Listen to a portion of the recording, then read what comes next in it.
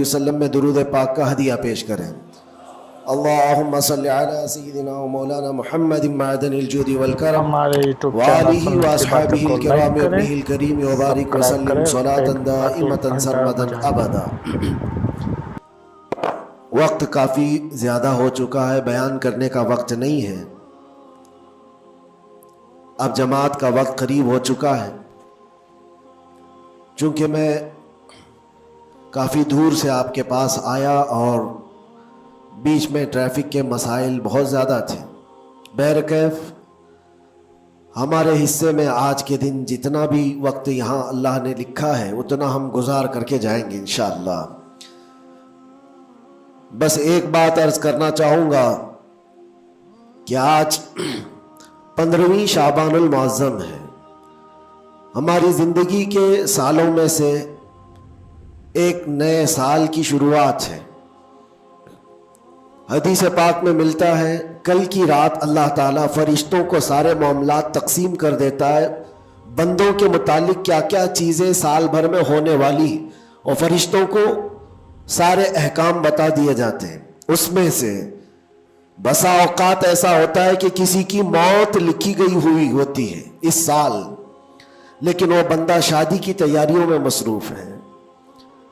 کسی کے 2 مہینے 3 مہینے کے بعد زندگی کے خاتمے کا عنوان لکھا گیا ہوگا، لیکن وہ اپنے بزنس پلان کر رہا ہوگا، وہ سفر کی تیاریاں کر رہا ہوگا۔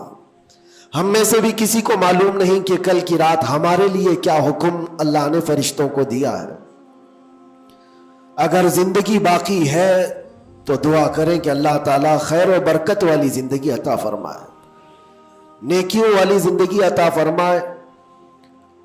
اور ایک اہم بات جو آج سب جگہ گردش کر رہی ہوتی ہے، سرکولر ہوتی ہے، وہ یہ ہے کہ ہر بندہ اپنے اپنی غلطیوں کی معافی دوسرے سے مانگ رہا ہوتا ہے، اور یہ اس لیے بھی ہے کہ سب نے شاید یہ حدیث سنی ہوگی کہ ان بڑی راتوں میں اللہ تبارک و تعالی سارے بڑے گناہوں کو معاف کر دیتا ہے، لیکن چند لوگ ایسے ہیں جو ان راتوں میں بھی معاف نہیں ہوتے۔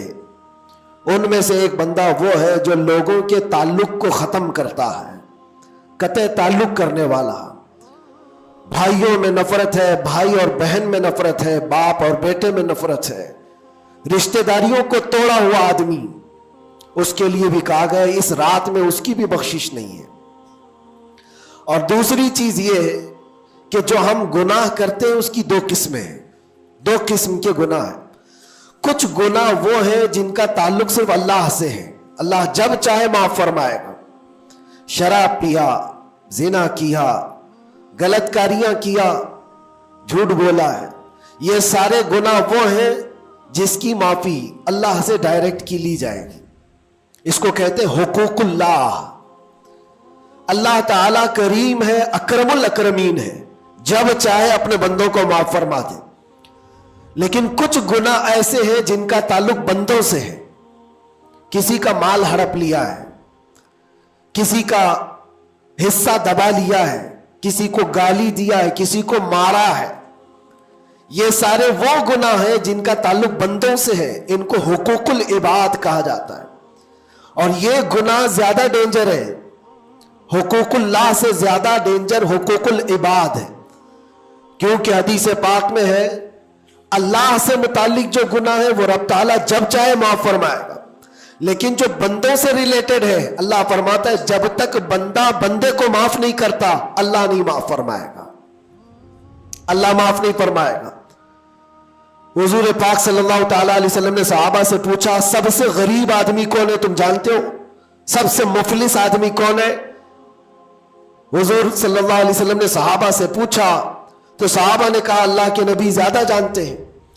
آقا کونین صلی اللہ علیہ وسلم فرماتے ہیں سب سے زیادہ غریب قیامت کے دن وہ نہیں جس کے پاس پیسہ نہیں، مال نہیں، نیکیاں نہیں، وہ نہیں، بلکہ میرے آقا فرماتے ہیں قیامت کے دن ایک بندہ ایسا ہوگا جس کی نمازیں بھی بہت تھی، صدقات و خیرات بھی بہت تھے، حج بھی کیا تھا، زکوٰۃ بھی دیا تھا، عمرے بھی تھے، نفل عبادتیں بھی تھی، اس کی بہت نیکیاں لے کر کے آیا تھا، لیکن جس وقت وہ عدالت الہی میں پیش ہوا تو کئی لوگ کھڑے ہو گئے، ادھر سے ادھر سے آئے، رب تعالیٰ سے کہنے لگے مولا یہ نیک تو بہت ہے، نمازیں اس کی بہت ہے، حج بھی کیا ہے، عمرے بھی کیا ہے، لیکن میرے پیسے بھی دبا کر رکھا تھا۔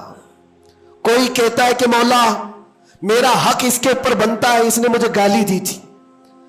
کوئی کہتا ہے کہ مولا میرا بھی حق بنتا ہے، اس نے مجھے مارا تھا۔ کوئی کہتا ہے مولا میرا بھی حق بنتا ہے، اس نے میرے پیٹھ پیچھے مجھ سے چغلی کی تھی اور لڑانے کی کوشش کی تھی، میرا حق بنتا ہے اس پر۔ تو یہ سارے حق طلب کرنے والے بندے کھڑے ہو جائیں گے اس کے خلاف جو نیکوکار تھا۔ اللہ تعالیٰ فرماتا ہے تم لوگوں کو اس سے کیا چاہیے؟ سارے بندے کہتے ہیں مولا ہم تو گنہگار ہیں، نیکیوں کی کمی ہے، اس کے پاس نیکیاں زیادہ ہے، اس کی نیکیاں ہمیں دلا دے۔ اب عدالت الہی کا یہ فیصلہ سنو، اللہ فرشتوں کو حکم دیتا ہے اس کے پاس جتنی نیکیاں ہیں وہ ان سب میں تقسیم کرو، جتنوں کا حق اس نے دبا رکھا ہے سب میں اس کی نیکیاں بانٹی جائیں۔ جب فرشتے اس کی نیکیاں نکال کر تقسیم کر رہے تھے، نیکیاں اس کی پوری ختم ہو گئی، حقداروں کا بھی حق پورا ہوا نہیں، کچھ اور بھی باقی رہ گئے تھے۔ وہ کہنے لگے مولا ہمارا بھی حق ہے اس کے اوپر، ہمارا بھی اس نے مال رکھا ہے۔ اللہ تعالیٰ فرماتا ہے اب اس کے پاس تو نیکیاں پوری ختم ہو گئی، تم چاہتے کیا ہو؟ وہ گنہگار تھے، وہ کہتے مولا ہم یہ چاہتے کہ ہمارے گناہ اٹھا کر کے اس پر ڈال دے، ہمارا بوجھ تو کم ہو جائے۔ حکم ہوگا رب تعالیٰ کا کہ اس کے اوپر ان کا حق بنتا ہے، لہذا ان کے گناہ اٹھا کر کے اس کے اوپر ڈالو۔ حدیث پاک میں میرے آقا فرماتے ہیں لے کے تو چلا تھا بہت ساری نیکیاں، لیکن وہاں سب بٹ گئی، الٹا دوسروں کے گناہ اپنے سر پر لے لیا اور سیدھے اس کو فرشتے جہنم میں لے کر جاتے ہیں۔ یہ قیامت کے دن کا سب سے مفلس آدمی ہے، سب سے غریب۔ اسی لیے اے لوگوں حقوق العباد میں کبھی گرفتار مت ہونا، دنیا میں کسی کا حق دبا کر مت رکھنا۔ کسی کو اگر تم نے اپنی زبان سے ایذا دیا ہے، تکلیف دی ہے، یا ہاتھ سے دیا ہے، یا کسی بھی طرح سے دیا ہے، تو قیامت کے دن اس کا حق لیا جائے گا، تمہیں اس کا حق دینا پڑے گا۔ اسی لیے شب برات آتی ہے تو سب لوگ ایک دوسرے سے معافی بھی مانگ لیتے۔ بندوں سے اگر تمہارا حق ہے تو بندوں سے معافی مانگ لو، اگر بندہ معاف کر دیا دنیا میں تو اللہ بھی معاف فرمائے گا، اللہ معاف فرمائے گا۔ لیکن معافی مانگنے کا ٹرینڈ آج واٹس ایپ اسٹیٹس بن گیا ہے، بہت آسان ہے اسٹیٹس پر رکھ دینے کا کہ میرے جس کے اوپر بھی حق بنتے ہیں میں نے ان کو معاف کیا، وہ مجھے معاف کر دیں، کسی کے پاس جانے کی ضرورت ہی نہیں، واٹس ایپ میں گھماتے رہ جاؤ۔ کیا اسی کو معافی مانگنا کہتے ہیں؟